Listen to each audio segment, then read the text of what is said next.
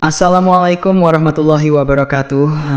Diceritakan dahulu kala ada yang namanya zaman Nisnas. Nisnas ini adalah makhluk yang menghuni dan menguasai bumi sebelum zaman insan atau manusia modern seperti kita sekarang ini. Bangsa Nisnas adalah makhluk hidup pertama di bumi. Mereka hidup satu masa dengan jin dan musnah jauh sebelum Nabi Adam alaihissalam diturunkan ke bumi. Sebelum kita mulai, alangkah baiknya jika para pemirsa sekalian bantu support channel ini dengan cara like, comment, dan subscribe. Semoga semuanya dimudahkan rezekinya. Amin, amin ya Rabbal Alamin. Bangsa Nisnas hidup jauh di utara bumi, dekat dengan wilayah kutub utara. Salah satu kota tempat peninggalan bangsa Nisnas ini adalah di Spitsbergen. Di kota inilah banyak terdapat peninggalan dari bangsa yang telah musnah ini, seperti lukisan-lukisan manusia bersayap ataupun makhluk setengah hewan. Mungkin pada zaman tersebut makhluk-makhluk setengah hewan memang eksis di bumi ini. Bahkan mungkin setelah bangsa ini musnah, sisa-sisa dari mereka yang bertahan dianggap sebagai dewa oleh manusia. Tak heran jika di berbagai penjuru dunia kita dapat menemukan berbagai artefak atau lukisan manusia setengah binatang. Bahkan di Indonesia sendiri terdapat artefak manusia setengah binatang seperti manusia Garuda. Contohnya ada di salah satu candi yang berbentuk badan manusia dengan sayap dan memiliki kepala seperti burung elang. Hal ini mirip juga dengan yang ada di Mesir, dalam lukisan yang terdapat di dalam piramida. Lukisan keduanya relatif sama, digambarkan sebagai sosok makhluk berbadan manusia berkepala burung.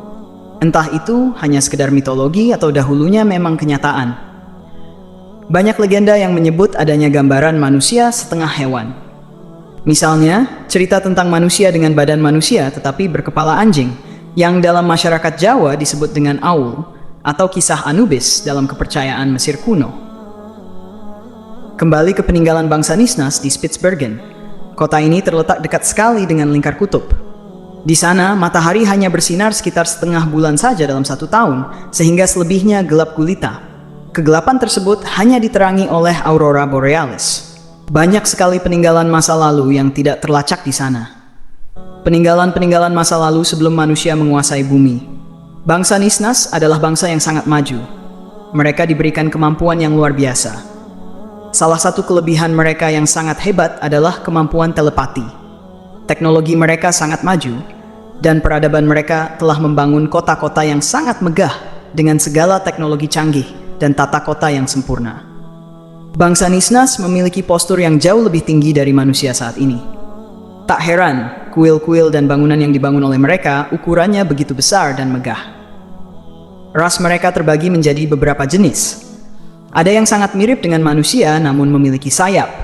Ada yang berbadan manusia berkepala binatang ataupun sebaliknya. Karena kecongkakan, ego, dan nafsu mereka saling berperang antar sesamanya hingga akhirnya bangsa ini dihancurkan oleh pasukan langit yang dipimpin oleh Azazil. Azazil adalah nama makhluk terkutuk yang setelahnya diubah menjadi nama iblis. Pasukan Azazil juga diperkuat dengan yang mereka sebut sebagai Phoenix atau burung-burung api yang berasal dari neraka. Hampir semuanya musnah dalam pertempuran tersebut. Yang tersisa hanya sedikit dari mereka dan peninggalan mereka pun hanya diketahui oleh orang-orang tertentu saja. Selain di Spitsbergen, peninggalan mereka juga ada di Swedia dan di suatu kawasan di Asia. Namun ada juga yang selamat dari serangan tersebut dan melarikan diri. Mereka kemudian menyebar untuk membentuk koloni dan membangun peradaban kembali. Sebagian dari mereka yang berwujud manusia setengah ikan melarikan diri ke palung-palung laut yang dalam. Mereka inilah yang sering kita dengar sebagai putri atau putra duyung. Al-Quran menjelaskan tentang makhluk sebelum manusia adalah bangsa jin. Dan kami telah menciptakan jin sebelum Adam dari api yang sangat panas. Manusia tidak diciptakan di bumi, tetapi diturunkan ke bumi serta ditunjuk dan diangkat oleh Allah Subhanahu wa Ta'ala sebagai khalifah atau pengganti di muka bumi. Sebagai makhluk pengganti, tentunya ada makhluk lain yang diganti. Dengan kalian, Nabi Adam pun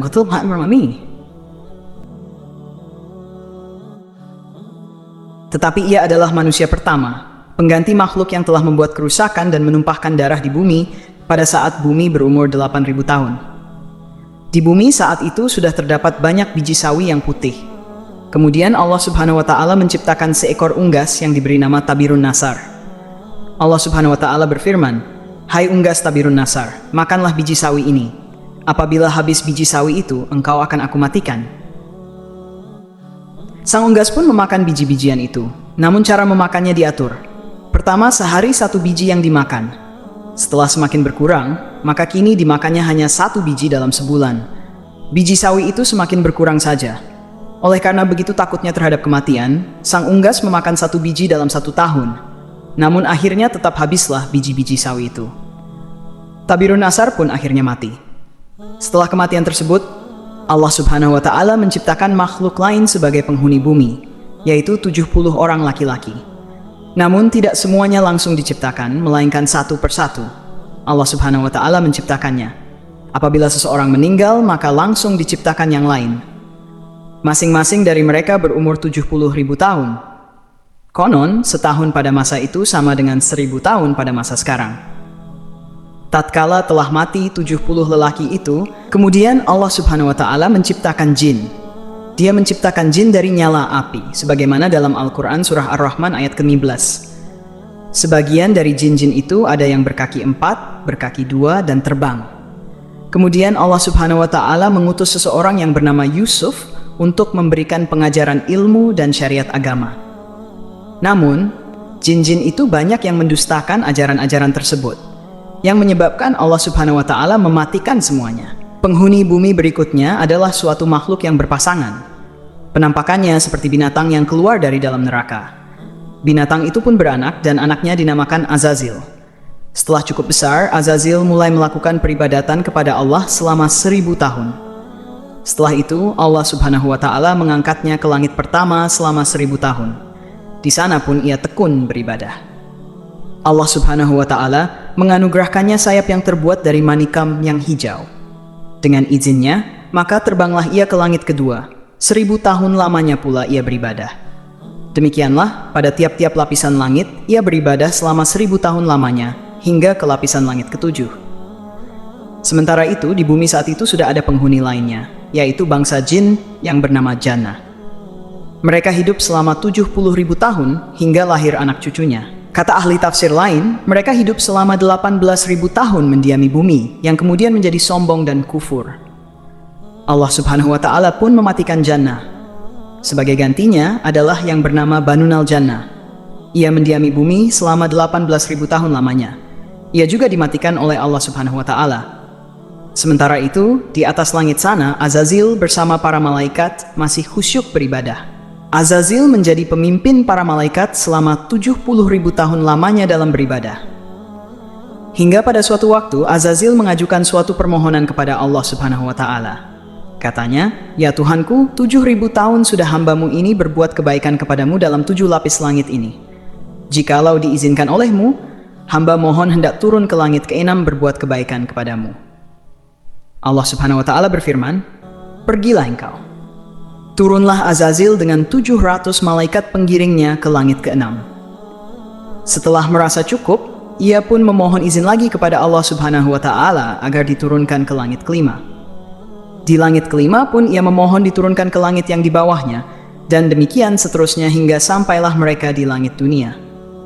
Di langit dunia, Azazil mengajukan suatu permohonan pula. "Ya Tuhanku, hambamu memohon kepadamu hendak turun ke muka bumi bersama para malaikat, bahwasanya hambamu hendak berbuat kebaikan ke hadiratmu di muka bumi itu. Ya Tuhanku, betapa Banunal Jannah telah banyak berbuat kerusakan di muka bumi. Anugerahkanlah atas hambamu ini bersama para malaikat untuk berbuat kebaikan ke hadiratmu di muka bumi itu." Allah Subhanahu wa Ta'ala pun mengabulkan permohonan Azazil itu. Diturunkanlah ia bersama 700 malaikat yang menggiringnya untuk beribadah di bumi, setelah sebelumnya Banunal Jannah dimatikan karena banyak berbuat kerusakan. Memasuki 8.000 tahun waktu peribadatan, Azazil mengungkapkan hatinya bahwa di muka bumi inilah ia begitu betahnya dan tidak ada tempat lain yang membuatnya demikian betah. Ia memohon agar selamanya ia berada di muka bumi untuk berbakti kepada Allah Subhanahu wa Ta'ala. Akan tetapi, Allah Subhanahu wa Ta'ala berkehendak lain dan menurunkan suatu keterangan kepada Azazil. Allah Subhanahu wa Ta'ala, "Ingatlah ketika Tuhanmu berfirman kepada para malaikat, sesungguhnya aku hendak menjadikan khalifah di muka bumi." Kata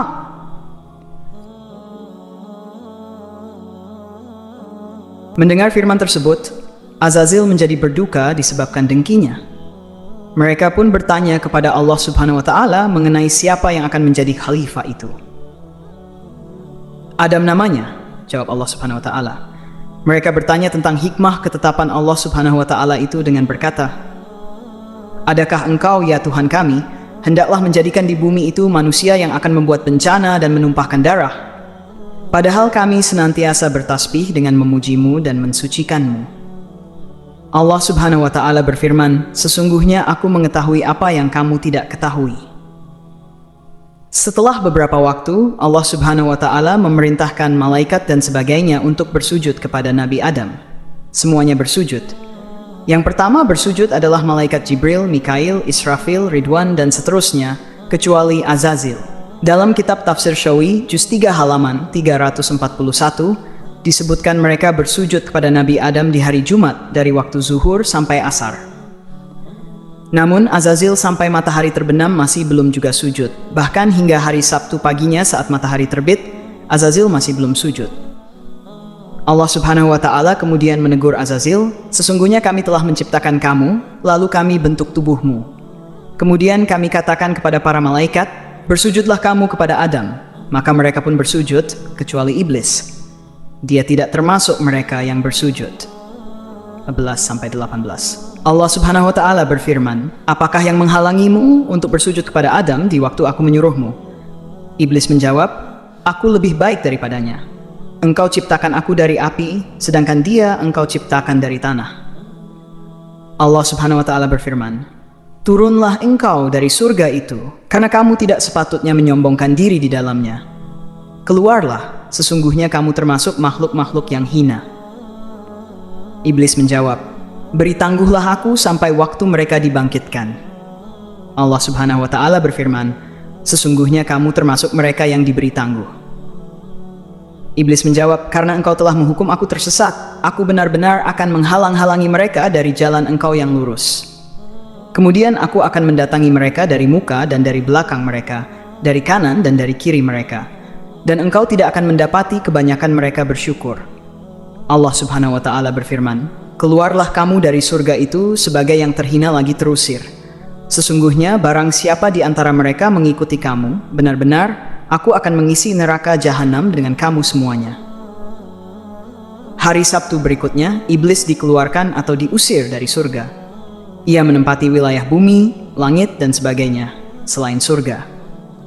Allah Subhanahu wa Ta'ala berfirman, "Hai Adam, sesungguhnya ini adalah musuh bagimu dan bagi istrimu. Maka sekali-kali janganlah sampai ia mengeluarkan kamu berdua dari surga, yang menyebabkan kamu menjadi celaka. Sesungguhnya kamu tidak akan kelaparan di dalamnya dan tidak akan telanjang. Dan sesungguhnya kamu tidak akan merasa dahaga dan tidak pula akan ditimpa panas matahari di dalamnya."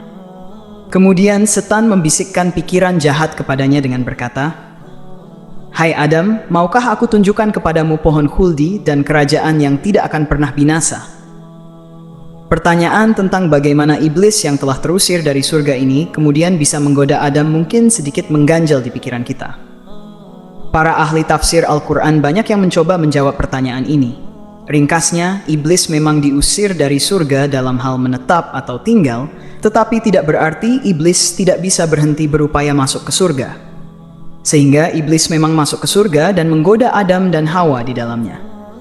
Ada pendapat lain yang mengatakan bahwa penolakan iblis untuk sujud kepada Adam merupakan bukti dari kelurusan tauhid iblis, karena iblis hanya mau sujud kepada Allah Subhanahu wa Ta'ala, bukan kepada makhluk. Sesuai pernyataan iblis bahwa dia tidak akan sujud kepada manusia manapun. Tetapi sikap pembangkangannya terhadap perintah Allah Subhanahu wa Ta'ala untuk bersujud kepada Adam adalah suatu pelanggaran. Makanya tauhidnya gugur. Kisah ini memang terdengar agak janggal, namun ternukil di beberapa kitab para ahli tafsir yang kemungkinan bersumber dari riwayat Israiliyat. Abu Hurairah radhiyallahu anhu berkata bahwasanya ahli kitab membaca Taurat dengan bahasa Ibrani dan menafsirkannya kepada umat Islam dengan bahasa Arab. Oleh karena itu, Rasulullah bersabda, "Janganlah kalian membenarkan ahli kitab dan jangan pula mendustakannya. Katakanlah, kami telah beriman kepada Allah Subhanahu wa Ta'ala dan segala yang Ia turunkan kepada kami." Dalil di atas mengindikasikan ada batasan dalam menggunakan dan meriwayatkan Israiliyat. Rasulullah Shallallahu Alaihi Wasallam menghimbau untuk tidak membenarkan Israiliyat karena beberapa Israiliyat yang muatannya menyimpang dari kitab suci Al-Quran. Pun Rasulullah menghimbau untuk tidak mendustakannya, sebab beberapa riwayat Israiliyat dari ahli kitab sejalan dengan isi dan kandungan yang terdapat di dalam Al-Quran. Jadi untuk kebenarannya hanya Allah yang mengetahuinya, dan kita cukup menjadikannya sebagai pengetahuan serta mengambil hikmahnya saja. Wallahu alam bisyawab. Semoga kisah ini bermanfaat. Lebih dan kurangnya mohon dimaafkan. Yang benar datangnya dari Allah Subhanahu wa Ta'ala. Khilaf atau keliru itu datangnya dari saya pribadi sebagai manusia biasa. Sampai ketemu di kisah-kisah seru yang penuh makna selanjutnya. Saya akhiri. Wassalamualaikum warahmatullahi wabarakatuh.